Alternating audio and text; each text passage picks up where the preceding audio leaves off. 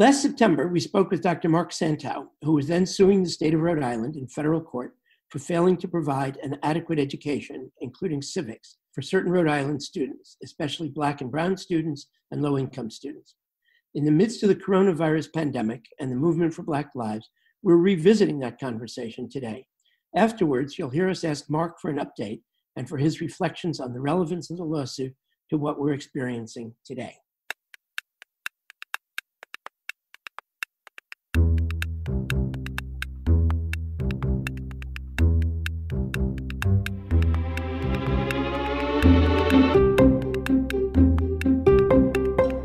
Hi, I'm John Moscow. And I'm Amy Halpern-Laff. Welcome to Ethical Schools, where we discuss strategies for creating inclusive and equitable schools and youth programs that help students to develop both commitment and capacity to build ethical institutions. Our guest today is Dr. Mark Santow. Dr. Santow is Associate Professor and Chair of History at the University of Massachusetts, Dartmouth, specializing in 20th century American urban history, politics, civil rights, and social policy. He's on the Faculty Advisory Board of the UMass Black Studies and Urban Studies programs and serves on the Providence, Rhode Island School Board, where he's promoted policies that support school autonomy, social emotional learning, restorative justice, parent involvement, thoughtful and collaborative teaching, inclusive curriculum, and equity. Today, we'll be discussing a federal lawsuit in which Dr. Santow and his middle school son, along with 12 other plaintiffs, accused the state of Rhode Island of failing to provide an adequate education under the 14th Amendment of the U.S. Constitution. The 14th Amendment, as you recall, guarantees equal protection of the laws. Welcome, Dr. Santow. May we call you Mark? Of course. Yeah. Thank you very much. Mark, would you give us some background on Cook v. Raimondo? Sure. I'm, of course, not a lawyer. I'll probably wind up prefacing several things I say by putting that out there. So I wasn't there at the beginning of it, but the attorneys I've known who are involved in it, I've known for quite a while. I mean, there's sort of an intellectual origins to it, which goes back several decades, and then there's the immediate origins of it. I became involved in it, so I'll do the immediate part first.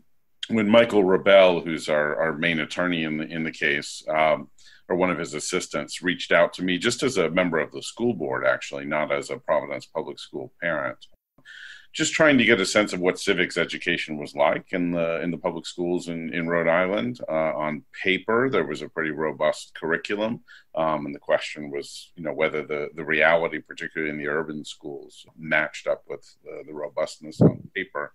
So I did a little digging and a little bit of research about that.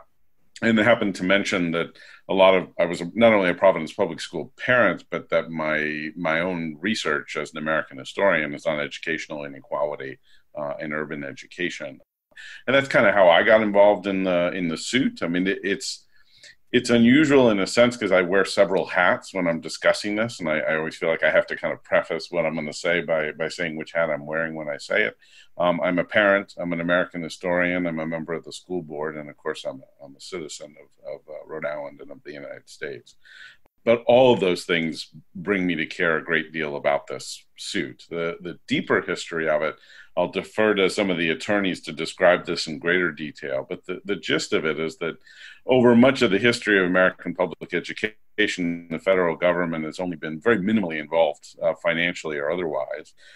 That began to change after World War II. It began to change in particular with the civil rights movement around equity issues as federal funding began to come into the public schools after the 1965 Elementary and Secondary School Education Act and various other pieces of legislation passed in the 1960s.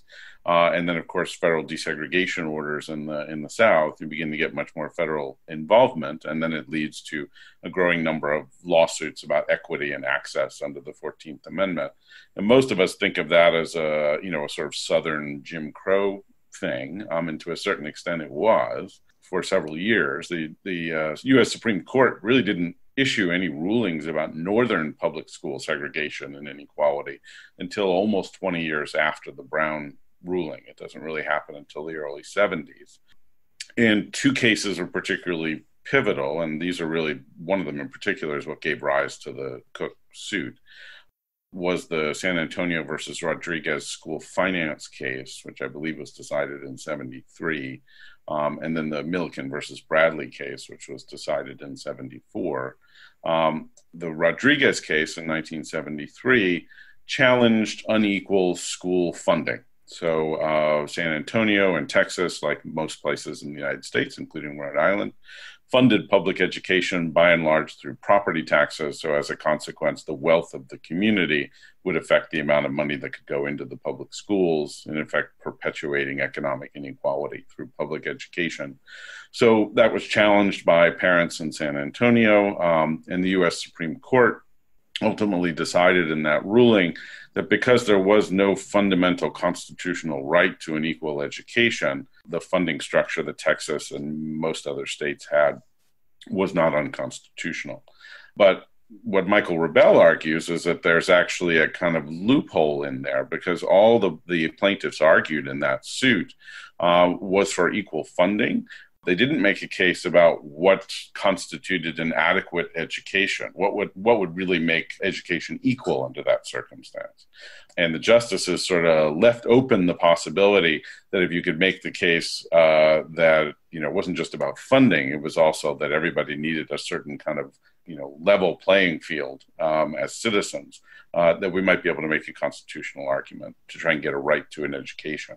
So that's basically the kind of constitutional loophole that led to the creation of this case. So Michael Rebell believes that this case in Rhode Island, organized around civics, is an opportunity for us to perhaps not just change things in Rhode Island, but to change things nationally with a federal U.S. Supreme Court ruling. Is it your thought or Michael's thought that you could actually imply a right to education under the Constitution? Yes, because the argument, I forget which justice it was that said this. I think it was more than one. I think it was Justice Powell and Justice Marshall in the ruling on the Rodriguez case. There was some discussion in there about really the historical origins of public education. And one of the core purposes of public education when it was first established, they were called common schools in Massachusetts when they were first created, was to provide people with the skills and the aptitudes to be able to exercise citizenship, the duties of citizenship that a republic would require.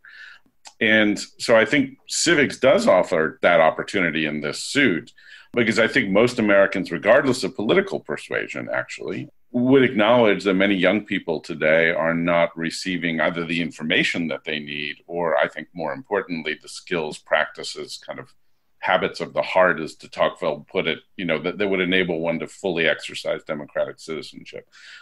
Are rich suburban white kids getting more of that than students of color? Yes, but I think there's an argument that even those folks in many cases are not having those opportunities. So, this isn't just about, unlike an unequal funding case or even a school desegregation case, it's a kind of universal in its application. But if you actually act on it, it also will diminish inequality of educational opportunity at the same time. So why Rhode Island, and why now? Rhode Island, well, interestingly enough, the educational politics in Rhode Island have shifted drastically since the suit was launched, which I can get into later on if you like. We're facing a state takeover of the Providence Public Schools at the moment. So, the politics have changed here. But I believe the reason why Rhode Island was picked initially is because on paper, in terms of regulations, the Rhode Island Department of Education has a pretty robust social studies curriculum. But there is no social studies director employed by RIDE. The office has been empty. The job has been empty, I believe, for several years. There's no assessment or accountability around civics or government or American history, for that matter. There's no professional development along those lines. The state has essentially made no attempt whatsoever to fund or support civics education anywhere in the state. The situation is most dire in our urban areas where we don't have the resources to sort of backfill what the state doesn't, provide. So I believe Rhode Island was picked because there's a commitment on paper by the people of the state to the importance of civics education, but there's no follow through. Now, I'm not a lawyer, but I know that that's a pretty good sort of way, when wanting to make a government or a group of people keep a promise is to sue them to keep their promise. So that's the rationale for it. Now, you mentioned both cases around funding inequality and also that there may be a loophole around civics. My understanding is that that the suit is actually asserting 2 points. One is the lack of civics, and that you are also asserting unequal funding between, for example, say Providence schools and suburban schools, or within wealthy schools in Providence and other schools in Providence. Yeah, I mean, there's an inequality. There's certainly an inequality in terms of funding, but there's also an inequality. They're interrelated. It's hard to separate them in many ways. As soon as one gets to, starts with an inequality in terms of curriculum, and you dig further into the reasons for the inequality, it almost always comes down to an inequality of resources at the same time. So, the primary assertion is that the constitutional responsibility of the state of Rhode Island is to educate all kids in the state, in the public schools, to be, full-fledged practicing capable citizens. We are not doing that. And in particular, we are not doing that for our students of color and students living in poverty. And, that is in part because of unequal funding. Several people have attempted to bring lawsuits under state law in Rhode Island to challenge our school financing inequalities. And the Rhode Island Supreme Court has essentially kind of punted on the issue both times. They kicked it back to the state legislature and said the legislature has to act on this. And our legislature has not, which is why they are part of who we're suing in the suit. As an educator, what type of civics curriculum would you like to see in the Rhode Island schools? Well, of course, it would vary by age, but I know that the research tells us for kids of all age that civics isn't just or even primarily about, learning how representation in Congress is determined or how elections work or any of that, although that, of course, is important. It's, in a sense, in the practices of what one does. So let's pick middle or high school just as an example, and those are the most kind of problematic areas in the Providence public schools are in middle and high school. Our schools here in Providence don't, with the exception of one high school, don't have any student government at all. There are very few opportunities for participation in debate, for example, outside of school or in school. We just simply don't have the resources for it. And so it isn't done. I grew up in a suburban high school outside of New York City where I had all that stuff available to us. There was student government. I was on the debate team. There were all sorts of different things that one could do from, middle school onward that engaged one in conversation with others about civic issues, often confronting people who don't agree with you. And how do you bring evidence and persuasion to bear? How do you figure out what your own arguments are, what your own commitments are, and how your community works at the local, state, and federal level? Kids in the Providence public schools, but also in our other urban school systems, simply are not getting those opportunities.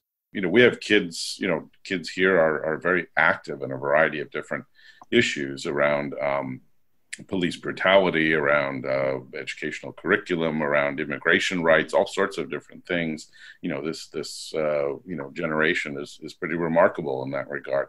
They're educating themselves on civics, or trying to, including the kids who are plaintiffs to this suit, with no help from the grown-ups. So, I when I think of what a civics education would look like, certainly it involves, learning the things that one needs to learn in a government class or a history class, and having repeated exposure to those things, and having the system value those disciplines. At present, we really only value what we test, it seems, and we don't test that stuff. But also really providing opportunities for discourse, discussion, inside school, outside school. And one can do that with younger kids as well. My elementary school, however many years ago that was, we had, I seem to remember having class elections and that sort of thing in third grade. We followed presidential elections and discussed them in class. Does that happen now? Sure, anecdotally with some teachers perhaps, but not in any kind of systemic way. if you don't put resources to it, if you don't hold adults accountable for doing it, kids get the message pretty quickly about what's important and what's not. In our work, we focus specifically a lot on ethics, and we looked at John Dewey a lot in terms of background. And last year, the New York State Education Department said in setting out social emotional learning guidelines that they saw ethical decision-making as one of their goals. What role do you think that ethics or ethical decision-making can play in a civics curriculum? Well, I would think it would be integral to it because, I mean, part of the challenge of being a democratic citizen is trying to balance your own immediate self-interest with a larger community interest. And seeing those two things as distinct, that's one part of it. But another part of it is becoming aware at a fairly young age that, one has a kind of private self and a public self in a way. And that in that role as a public self, you sometimes act differently, right? I mean, you're trying to be understood and to understand what other people have to say. You try and find common ground with others. You express your own interests and beliefs, but you also need to listen and take into account, those of others. It's a long time since I read John Dewey, but I certainly do remember that, the practice of being a democratic citizen is also the practice of being a good person. I mean, Aristotle said that too, I guess. But, in order to do one, you kind of have to do the other. Or to put it somewhat differently, democracies properly function and, lead to the more ethical behavior by human beings because you're forced to take into account the good of others. So when I'm thinking of first and second graders, what does that look like? I mean, they're little political philosophers trying to work all that out all the time in their play and everything else. So if we could be more conscious of that, in the schools. I mean, of course, what's so difficult, as soon as you bring up ethics and right and wrong, everybody polarizes and just assumes schools should be value neutral somehow. And I don't believe in a democracy. I mean, there are certain things schools should be value neutral about, but part of what a public education system and a democracy is about perpetuating the democracy and enabling American citizens to self-govern. And that's not value neutral. It's picking a system and trying to build a school system around it. That's a great, quick summary of the role of ethics and civics. That's really powerful. I wanted to go back for a moment to the court case. So as a historian, as well as a plaintiff, why do you think the federal courts have been so resistant to accepting an adequate education as a constitutional right? There are kind of good constitutional reasons for being hesitant. There's no language in the federal constitution about public education. So, we have a federal system in which, we, regardless of judicial philosophy, we tend to defer often to state or local control. And since education's not mentioned at all in the U.S. Constitution, it is mentioned in most state constitutions. I think there is just sort of a deference to state and local, and so the courts have generally shied away from it. I am a historian in particular of racial inequality in public education and housing, and I think one of the reasons, and this will sound sort of cynical or pessimistic, but I generally don't think the American political system is usually willing to engage in any consideration of educational reform that might shake up racial inequality in any meaningful sense. I mean, and in particular, that will challenge a system that benefits privileged suburban whites. This is why, desegregation, made its way through the court system challenging Jim Crow, which was overtly de jure in terms of segregation. But in the Milliken case, a year after the Rodriguez case, when the focus came to be, why is it that the suburban schools around Detroit are all white, whereas the urban schools are all black, and the funding is unequal? Why are we not troubled by that circumstance? And the Supreme Court essentially punted on that issue. And we punted on it as a nation ever since. I mean, in my life, the only time I remember anybody talking about it was the Kamala Harris-Joe Biden exchange in the debate a month or two ago about busing. So I think race has a lot to do with it. That's a long way of saying that I think ultimately race has a lot to do with it. That's not cynical at all. In fact, if you hadn't raised it, my follow-up question was going to be that it's been argued that almost everything in American history has a connection one way or another with slavery and or race. And did you think that played a role in the Yeah, I think it's central to it. I think it's central to it in Rhode Island, and I think it's central to it nationally as well. In my own scholarship, I do write about the Rodriguez case, but I actually think the Milliken case in some ways is just as important.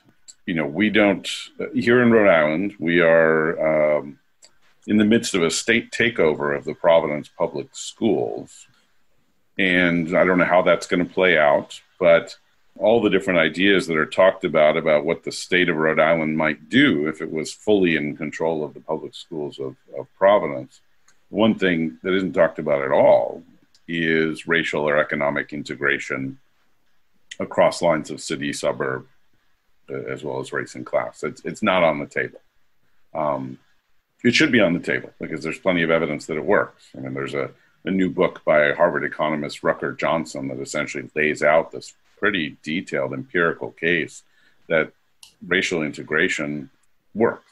And in fact, alongside universal pre-K and significant equal funding, we actually have a pretty good idea about how we might create equal educational opportunity in this country. We just choose not to take the step because it benefits enough people in the current circumstance that they don't want to.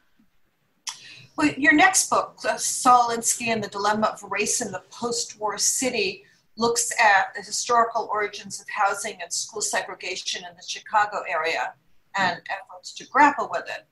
In a recent Atlantic magazine, venture capitalist Nick Hanauer, who is co-founder of the League of Education Voters, has disavowed the notion that education can solve the nation's problems. He says, and I quote, "We should do everything we can to improve our public schools, but our education system can't compensate for the ways our economic system is failing Americans. Even the most thoughtful and well-intentioned school reform program can't improve educational outcomes if it ignores the single greatest driver of student achievement, household income." Do you agree? It's a provocative piece. I'm still trying to figure out how much I agree with it. And how much I don't.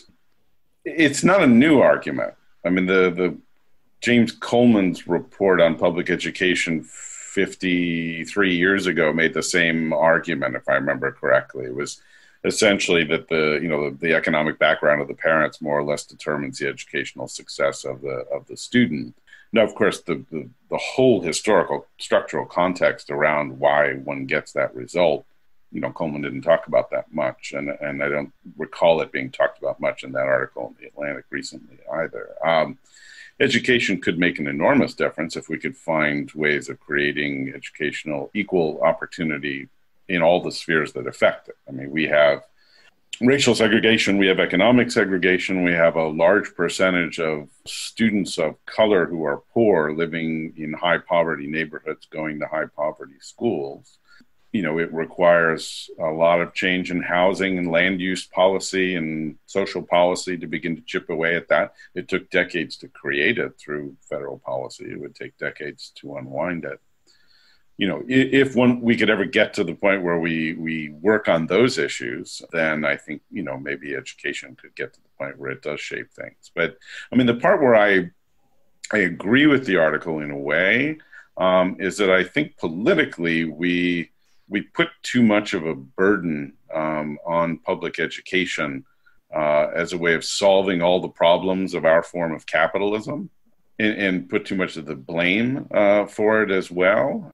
And in that sense, I think he's right. I mean, we'd be better off with, social democratic labor policy, than thinking that we can somehow make our current economic system more equal by making our educational system more equal. And in that sense, I think he's right. Thank you. Is there anything that you'd like to add that we haven't asked about? I mean, just getting back to the lawsuit, I mean, I kind of said this before, but I think a curriculum that in many ways is informed not just in history or social studies or even English or English language arts by civics, but an entire curriculum that's informed by civics, I think can be transformational. I mean, I'm hoping that our lawsuit, particularly because Rhode Island now is looking at some really fundamental questions about education and educational inequality, that civics can be truly transformational as a way of thinking about how we educate our children and what the purpose of public education is from the get-go. Because it seems to me to reinforce all the things I've learned as a teacher and a professor and a parent that actually work really well in the classroom, which is not having the teacher or the professor stand at the front of the room, dumping information into the students and then asking them to regurgitate it on the test. But rather, as Dewey wrote about a long time ago, by engaging the students in actual, practice, in discussion, and thinking through the public meanings of the things that they're looking at. I also think our democracy is at a kind of crisis point. You asked me a question a while back about why now for this lawsuit, and some of the reason for why now is specific to Rhode Island. But I think our democracy is in a pretty fundamental crisis of legitimacy at the moment. I mean, we're seeing a rollback on voting rights. We're seeing lines drawn between who belongs to the polity and who doesn't, that are more restrictive than we've seen in my lifetime. We have one of the two major political parties that seems to see its self-interest in disenfranchisement. I don't think civics is a partisan issue, but I think without civics, we're all in a lot of trouble. Speaking to that, and to the fact that you said that Rhode Island in particular is facing some fundamental questions, when Mike Rebell and other people organized the Campaign for Fiscal Equity, which was the New York State case, they did a lot of public organizing around it. They held hearings around the state and so forth. Do you see activism happening in Rhode Island, or for that matter, do you see the possibility of it elsewhere in terms of sort of building mass public support, using the case as an example, but basically insisting on the kind of questions that the case is raising being dealt with in the political as well as the very, very strictly legal setting? I believe that's starting. We have a very active student movement here in Providence in particular. And, in a way, it makes me happy to see that they're kind of dragging the adults along in all of this, which is great. The case itself right now is kind of buried in the drudgery of pieces of paper being exchanged between people. So there's not a whole lot of action or excitement or public relations attached to it. So, and I also think some of the organizing has been diverted by the question of the state takeover of the Providence public schools, because a lot of people are very divided about whether this is a good thing or a bad thing, and how can we make it a good thing if it's a bad thing. I'm hoping as a school board member to insert civics very much into that conversation, and I'm not the only one doing it. But that organizing is still kind of underway at the moment. It's very much underway. I think one of the problems we've had in Rhode Island is that parents in the cities are not terribly organized. Their voices are not heard. So there is a lot of kind of serious democratic groundwork that's going to have to be done, before we're ready to have that kind of conversation as a state. Too often the people participating in the conversation are essentially just white folks who look like me. And that has to be really opened up, especially if we're going to shift away from the way we too often talk about public education, which is essentially as strictly vocational in the narrowest sense, right? That education is about job growth, economic growth, and individual social mobility. Those things are important, but they're not the only things that are important. Mark, would you please give us an update? What's the state of the litigation right now? Well, at this precise moment, anyway, we're still kind of waiting to hear the judge respond to the oral arguments that took place in December of 2019. Like a lot of the judicial system. The pandemic has sort of slowed down the timeline for everything. So back in December of 2019, oral arguments were heard in federal court here in Providence about the state's motion to dismiss our suit.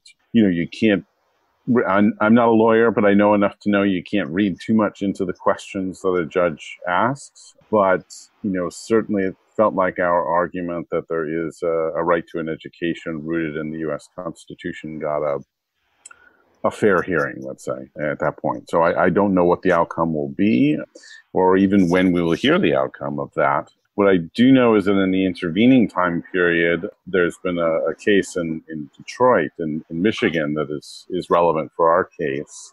The Gary B. versus Whitmer case, which really is a much narrower claim on the part of the plaintiffs about just a right to basic literacy embedded in the U.S. Constitution. And their initial suit was dismissed by a local federal judge. They appealed, and then a smaller version, a 3-judge version of that Sixth Circuit Federal Court of Appeals in April actually agreed with the plaintiffs, found that there was a right to an education in the form of a right to basic literacy in the U.S. Constitution.